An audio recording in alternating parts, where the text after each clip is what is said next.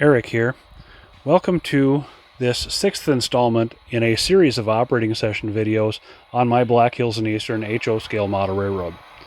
Today we're over in Whitewood, South Dakota, watching a DM&E crew put together a transfer train bound for Sioux City, Iowa.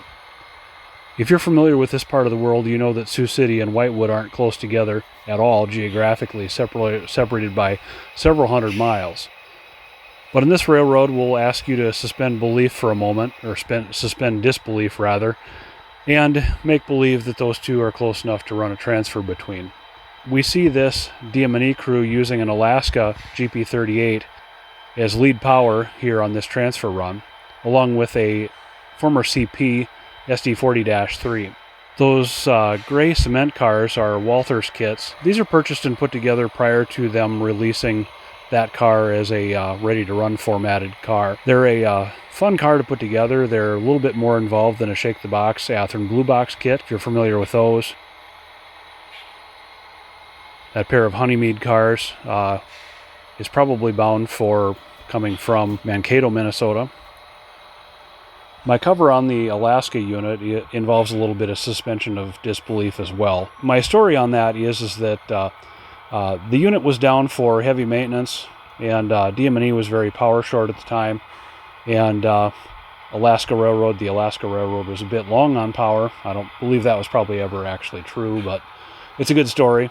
And they leased that unit, and we do have hard evidence that DM&E did lease from other railroads, most notably in this area. Famously, Dakota and Iowa, or D&I power, was sent to DM&E for at least one winter during LG Everest's slow season.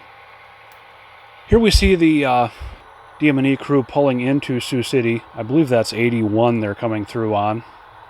You can see that Alaska Railroad light package in full action there.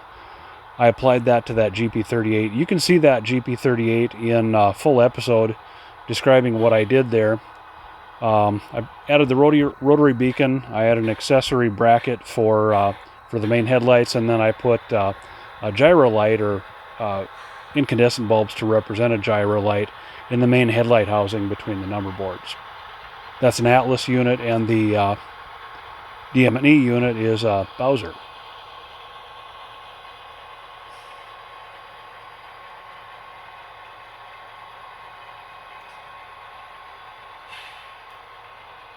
That train there in the foreground, or immediately one track over from the one that's pulling in, is the transfer that they'll be taking out. So the engines will uncouple here. The conductor will get down and pull the pin, and the engines pull away, and they will run around to the other end of the yard.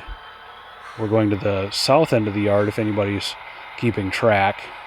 We're on the north end here as this shot is being taken.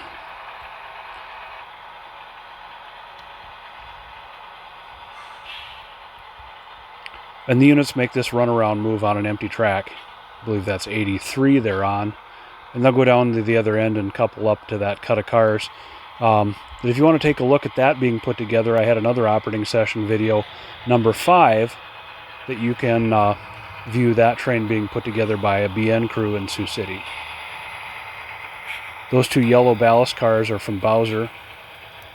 I did a series on those several months back. And we see that another long cut of DM&E cars that probably came off the Ellison Eastern at Sioux Falls and is bound for parts west on the DM&E.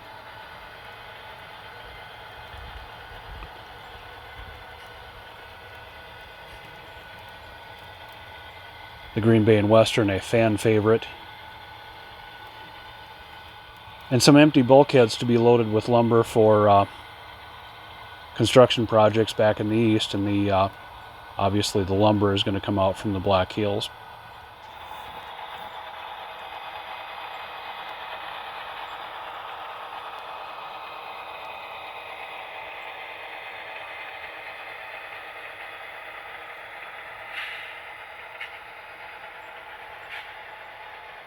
Here's where we've reached the time to pull the pin on this episode. I hope you've liked the content here. If you did, hit that like button, subscribe for more, and hopefully I'll see you in the next one.